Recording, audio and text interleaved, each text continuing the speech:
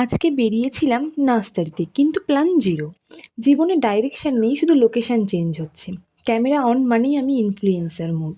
বাইরে স্মার্ট, ভিতরে কনফিউজড। ঘুরতে বের হলেই খিদে যে কেন লাগে বুঝি না। পাবলিক ভাবছে আমি সেলিব্রিটি, অ্যাকচুয়ালি আমি ফ্রিতে ঘুরতে এসেছি। তো যাই হোক, বকলাম অনেক ভাট, চলো এবার ভিডিওটা শুরু করা যাক। ওই বেলা 11টার দিকে বেরিয়েছিলাম একটু নার্সারিতে যাব। আর আজকের ওয়েদারের কথা কি বলবো, পুরো টাকফাটা রোদ। তো সেই কারণে একদম প্যাকিং হয়ে বেরিয়েছিলাম।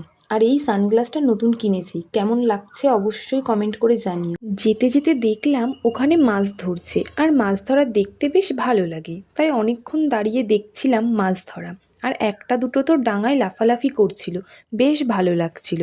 আমি সাথে করে একটু রসমালাই নিয়ে গিয়েছিলাম, ভাবছিলাম কোনো একটা ছাওয়া জায়গা দেখলে সেখানে দাঁড়িয়ে খাবো, কিন্তু যেহেতু এখানে মাছ ধরছিল তো সেই কারণেই ওখানে দাঁড়িয়েই মাছ ধরা দেখতে দেখতে খাচ্ছিলাম। ভাবছিলাম ওখান থেকে একটা মাছ নিয়ে আসবো, কিন্তু আমরা নার্সারি থেকে ঘুরে আসার পথে দেখি সেই দাদুরা ওখান থেকে চলে গিয়েছে, তাই আর নেওয়া হয়নি।